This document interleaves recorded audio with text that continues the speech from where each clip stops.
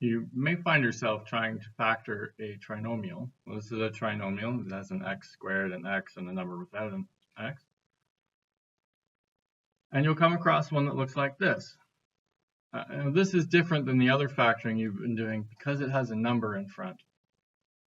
And so the first technique when you had a number in front was to try and pull a factor of 6 out of all three of these terms. But 19 does not divide evenly by 6, and neither does 10. So that's not going to work for you without leaving decimals that you have to try and split, and that's going to be a mess. So there's another technique called factoring by decomposition. So the first part of it is take this number out in front, your x value, and take this number out back, your c value, and you're going to multiply them together.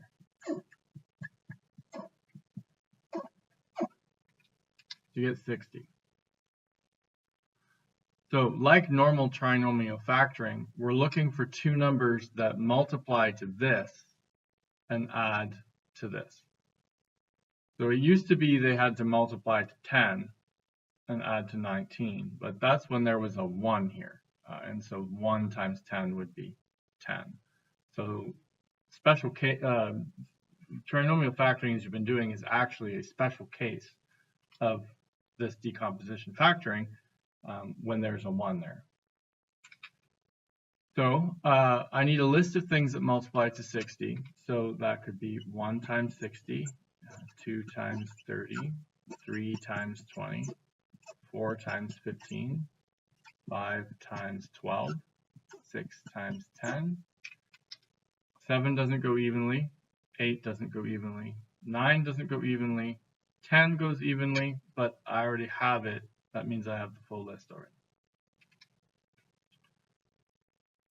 Suppose technically -1 and -60 are up there as well, -2 and -30, -3 and -20, -4 and -15, -5, -12, -6, -10. Because negatives times negatives gives you positives, so there's my full list. Exactly one of the pairs in this list I've generated also adds to 19. So I start going through it. 1 and 60 would be 61, that's no good, and that's -61. 2 and 30 would be 32, that's -32. 3 and 20 would be 23, it's -23. 4 and 15 adds to 19, that's the magic number. That's the pair I'm after. So I'm going to take my central term, my 19 there, and I'm going to split it into 4x plus 15x.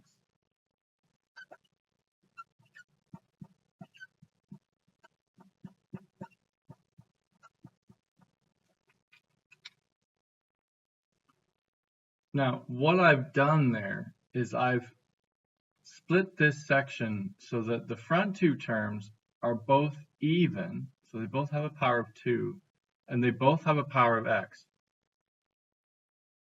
These back two pairs are both divisible by 5, so they both have a factor of 5 in them I can pull out.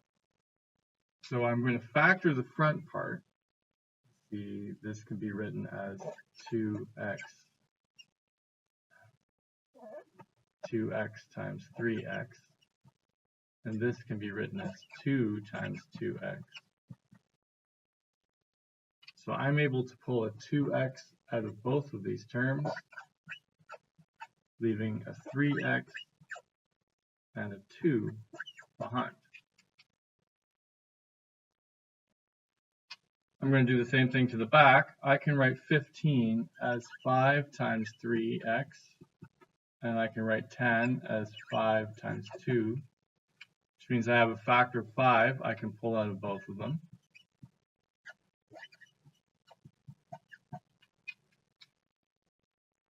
And if you look what I've got here, I have a term there and a term there, and both of them have a factor of 3x plus 2, which is not an accident. You engineered it that way by choosing those numbers from the list. So if I have factors of 3x plus 2 in both terms, I can just pull them out in front, leaving a 2x plus a 5. And you're done. You factored this quadratic into two linear terms. So the only thing that's changed between your normal trinomial factoring and decomposition is that instead of adding to the middle number and multiplying to the c value, you're actually supposed to be multiplying to the a times c value. So I'm going to clear this off. We'll try one that has a negative.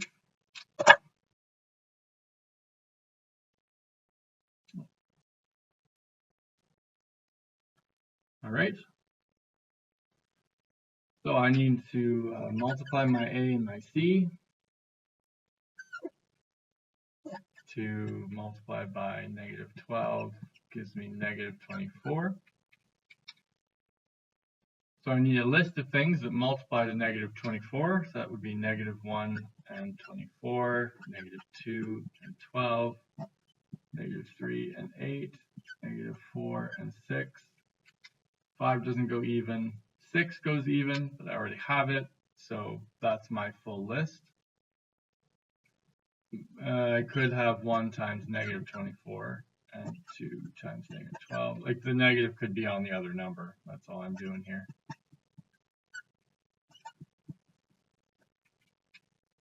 All right. Now one of the members of that list happens to add to negative 5. Negative 24, or negative 1 and 24 would be 23. That's no good. This is negative 23. That's no good.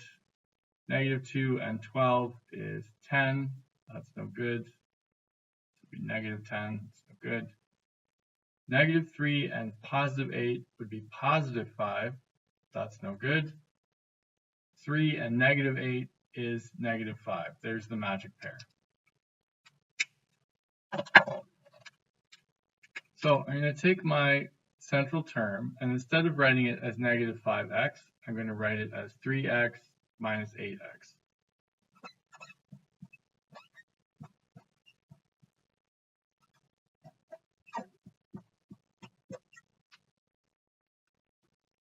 And I'm going to look at the front, and I see in these two pairs, I have extra powers of x in both of them. So I'm going to factor out one of those, leaving 2x here and negative 3 here.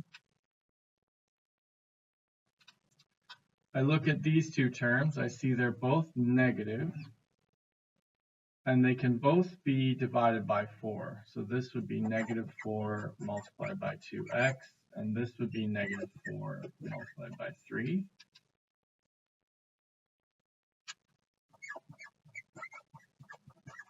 I probably should have done that in that line, but oops. Pull the negative 4 out, I'm left with a 2x here and a plus 3 here. And again, mathematically, I have a factor of 2x minus 3 and another, well, something funny happened here. Oh, this was supposed to be plus 3. Fixed it. With mathemagic again, I've got a factor of 2x plus 3 in both of these terms, so I could pull that out in front. I'm left with an x and a subtract 4. And I have successfully factored this trinomial into two linear terms. I'm going to clear this off, do one more example, and then I think you're good to go. All right, so I've got the trinomial there. My first tactic would be to try and divide each term by 4, but this one won't go evenly. So I'm going to have to do this decomposition thing. So I need to take my a term and my c term, multiply them together, and I get 160. This is going to be a monster list. So 1 times 160, 2 times 80, 3 doesn't go evenly. How do I know that? Well, pick up your calculator and try 160 divided by 3, and you end up with, I don't know if you can see that screen, 53.33333 forever. If it gives you a decimal, it doesn't go in evenly. So 4 times 40 will work. 5 times 32. 6 times, I don't think 6 will go. I'm going to check just to be sure. Nope, 160 divided by 6 is a decimal. 7 definitely doesn't go. It'll be 8 times 20. 9 doesn't go evenly. 10 will go evenly 16 times. 11 definitely doesn't go in. 12 might. 160 divided by 12 gives me, nope. 13 won't work. I don't think 14 will. Sometimes you're surprised. Nope. 15. Nope. And 16 will go evenly, but I've already got it, so I know I've got the full list. Those are all the numbers that you can multiply together to get 160. Now, you could have the negative alternatives as well. -2 times -80, -4 times -40, -5 times -32, -8 times -20, -10 times -16. All right.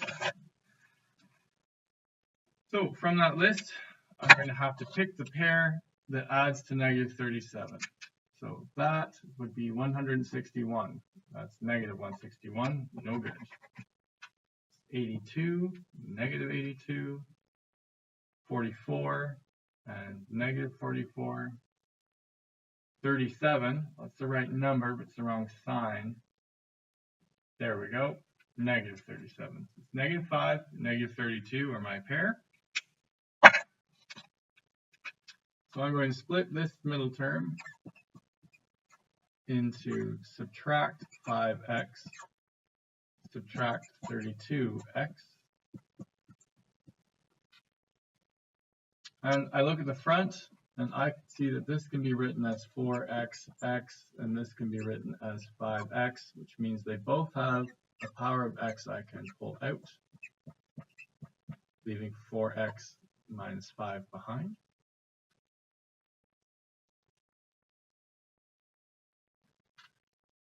I see that this can be written as -4.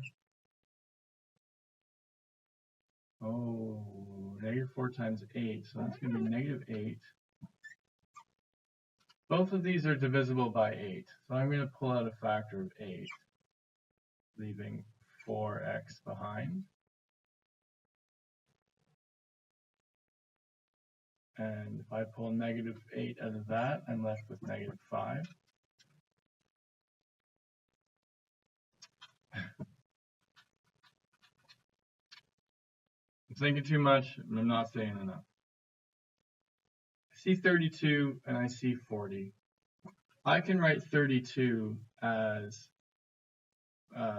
4 times 8 times x. And I can write 40 as 5 times 8. Now, how did I know to look for those particular multiplications? Look at this front bracket. The way this works is whatever I pull out here has to leave 4x minus 5 behind. So when I break this down, I need to have a 4 and an x sitting there. When I break this down, I need to have a 5 and an 8 sitting there. If I don't, I won't be able to factor in the next step.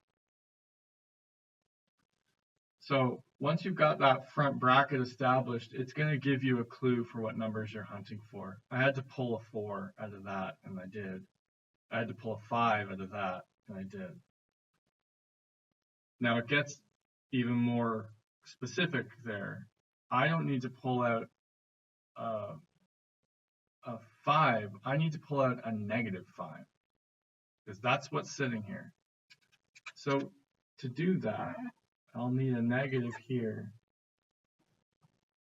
And then I'll need a negative here so that they neutralize each other to make positive.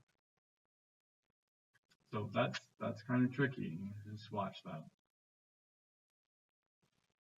Now, if I look at what I have in common in everything, I have a negative and an 8 in both terms. There's a negative and an 8. There's a negative and an 8. So I'm going to pull that out. In this term, the negative is accounted for, the 8 is accounted for, the 4 is left, the x is left.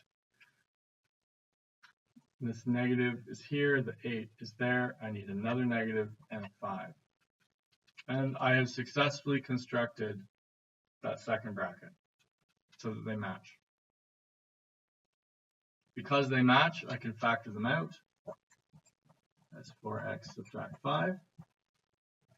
And that leaves x subtract 8 as your other bracket. And I have again successfully factored this trinomial into two linear terms. So that one was a little tricky with the negative, so tread lightly when you're trying to build these, but I do think you're ready for